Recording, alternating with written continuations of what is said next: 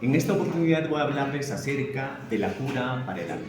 El día más importante y útil es el día de hoy. La cosa más fácil es equivocarse.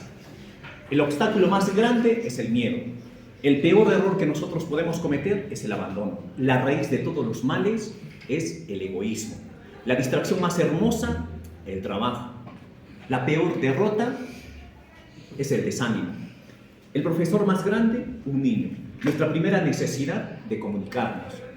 ¿Qué es lo que nos hace sentir más felices? Ser útil a algo o alguien. Un misterio, la muerte. El peor defecto, el mal humor. La persona más peligrosa, el mentiroso. El sentimiento más detestable, el rencor. El mejor regalo, el perdón. Lo más imprescindible, tener una familia. La ruta hacia el éxito, el camino del bien.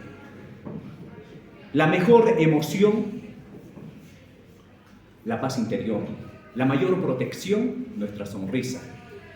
La mejor medicina y más eficaz, el optimismo. La fuerza más grande del universo, la fe. Las personas más necesarias en nuestra vida, nuestros padres. Y la fuerza más extraordinaria y fundamental, el amor. Porque la inteligencia sin amor te hace perverso. La justicia sin amor te hace implacable. La diplomacia sin amor te hace ingrato. El éxito sin amor te hace arrogante.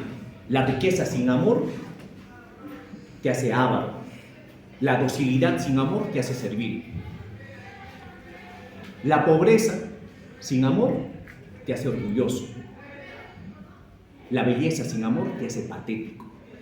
La autoridad sin amor te hace tirano. El trabajo sin amor te esclaviza.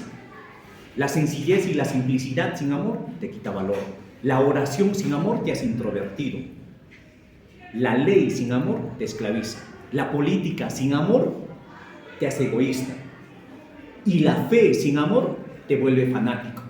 Y la vida sin amor no tiene sentido. Buen fin de semana a todos ustedes, mis estimados estudiantes.